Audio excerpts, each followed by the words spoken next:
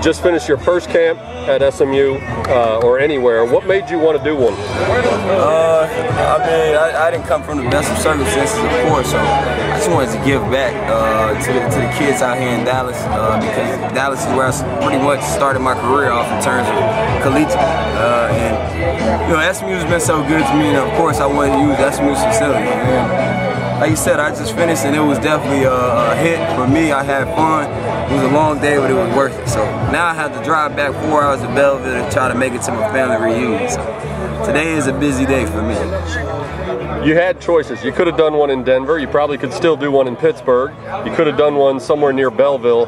Was there ever any consideration of doing it anywhere but SMU? No consideration. I wanted to do SMU first, even before my high school. First of all, SMU has great facilities. They open their facilities up to me, and I'm thankful for it. I love this school. I love this community. I love the city of Dallas. So of course, I wanted to start my first camp in Dallas, and hopefully next year it'll go to Belleville and then potentially Denver, because I'm really passionate about helping kids, find their passion. And it doesn't have to be a National Football League player; it can be anything. So I like to bring a whole bunch of kids out and not only help them physically but also mentally. You had a lot of your former teammates working this camp with you. Some of them are the NFL guys, Sterling Moore, Brian McCann, and then a lot of guys who didn't make it to the pros. Was that a tough sell at all, come out and spend a day in this heat? No, it wasn't a tough sell, because guys in the National Football League, they like to come out and help young guys out. Why wouldn't you want to help a young guy out? Because, a majority of us, when we were growing up, we didn't have a National Football League player, coach us up and give us pointers about this and about that. So, of course, it's a blessing within itself. You bless others, blessings will come upon you. That's what I firmly believe. So, I didn't have a problem, and a lot of those guys live out in Dallas, so it was really convenient. You moved this offseason from Pittsburgh to Denver. How hard a decision was it? I know there were rumors about Kansas City and some other teams that were interested in you. How hard a decision was it to finalize with the Broncos? It wasn't hard at all. That whole free agency process, I swear it was emotionally draining, but God ended up blessing me, and He put me on the right team with the right guys handling the ball every snap, Peyton Manning. I feel like I'm going back into a June Jones offense.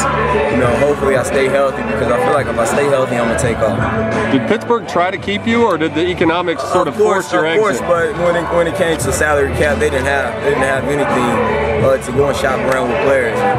Mike Tomlin kind of sat down with me and pretty much told me the truth about what was going on with their salary cap. So he was basing it off the market, and when he found out how the market was for me, he couldn't match it. And not only that, I love the Steelers, I love the organization, I love the city of Pittsburgh, but it was time for me to go into a passing attack. For a guy like me that was used to June Jones offense of catching 8 to 10 balls sometimes a game. I wanted to get back to that, because to me that's fun football. You can't go to catching 1 or 2 balls after you've left the June Jones offense. So I'm looking forward to playing with the Broncos. As a receiver, what's it like knowing you're getting ready to start a season with Peyton Manning, one of the most prolific quarterbacks in the history of football? It feels good. Of course, it feels really good. I know that the ball's not just gonna come my way. I know I gotta work for this, and as long as I keep that on my mind, I feel like I'll be successful, because nothing's gonna be given to you in this league. Everything you gotta earn. So every day I wake up, I try to work out and try to have the right mentality of studying my playbook and stand on top of my stuff. So when it all comes down to it, I'll be prepared. Peyton Manning is pretty legendary for his preparation, his attention to detail, including in the offseason. What have the workouts or the studying been like that you've done with him? Or have you done much with him? Peyton's one of those guys that, after every single OTA practice, he would sit down and, we'll be on the field and we'll go over signals and stuff like that. He's from a preparation standpoint, he's one of the best quarterbacks I've been around. And he prepares you right, and then you never have to worry about that.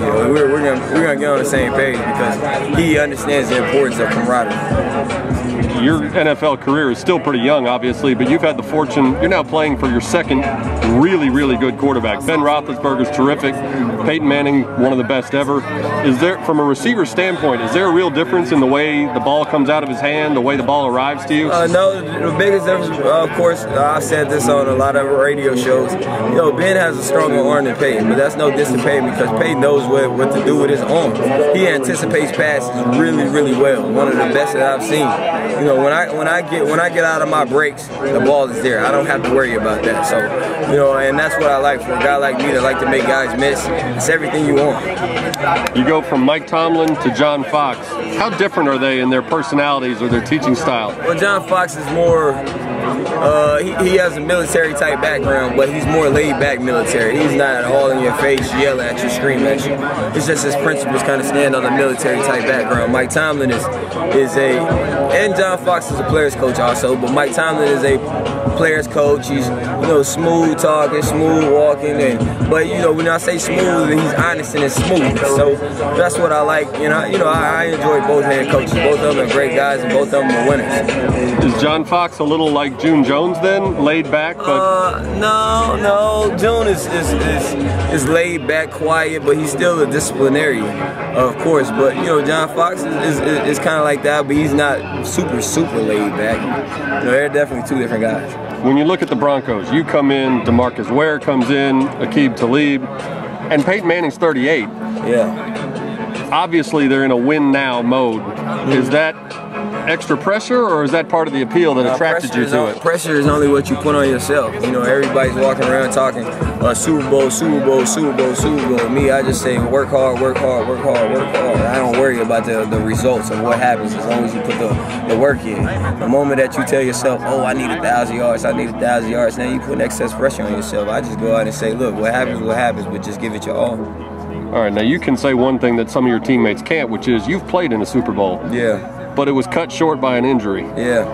How much did that increase your desire to get back to another? Of course, it increased my desire a lot. Of course, I want to win that thing. It's nothing like, you know, I never won it, but I know how close it is to taste it. And the taste that I had in my mouth was tasting pretty well. Just for somebody ripped the bone out of my mouth. So, you know, I just want to taste that success of being at the pinnacle of football.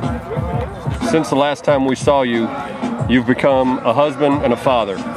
First of all, congratulations. Second of all, how does that change your approach to your offseason as you get ready for your job in the fall? It doesn't really change my approach, man. My son he's now another motivation to me. He motivates me every day to be a better person, to be a better man, to be a better football player, to be better at life. I have something to live for now, you know, and I never really realized that until he was born. It's like I want to grow up to see him grow up, you know, and that's what keeps me going, to do the right things and things of that sort. So, you know, I'm looking forward to it. You know, my ultimate goal is to go and grab my son, and after I got to hoist the Lombardi Trophy and have him right there with me.